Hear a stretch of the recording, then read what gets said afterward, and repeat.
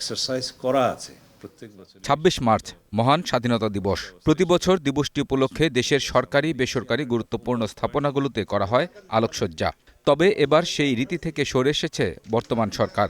মধ্যপ্রাচ্য সংকট এবং দেশের জ্বালানি নিরাপত্তা নিয়ে উদ্বেগের কারণে এবার স্বাধীনতা দিবসে কোনো ধরনের আলোকসজ্জা না করার সিদ্ধান্ত নিয়েছে সরকার।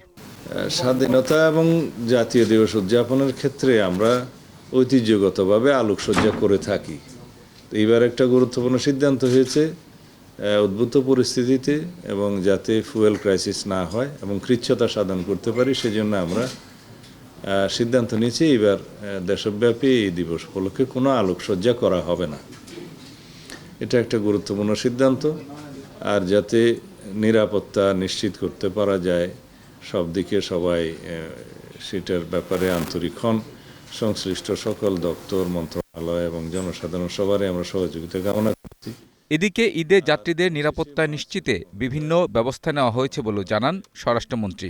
ঈদের আগে আমরা গার্মেন্টস অ্যাসোসিয়েশনের বিজিএমইএ নেতৃবৃন্দ এসেছিলেন, বিটিএমইএ, বিকেএমইএ, তাদের সবার সাথে কথা হয়েছে। তারাও খুব আন্তরিক, যাতে উইথ এ ফিউ এক্সেপশন সব ক্ষেত্রেই তারা আশা করছেন যে সব কিছুই তারা ঈদের আগে বেতন ভাতা, বোনাস ইত্যাদি পরিশোধ করতে পারবেন।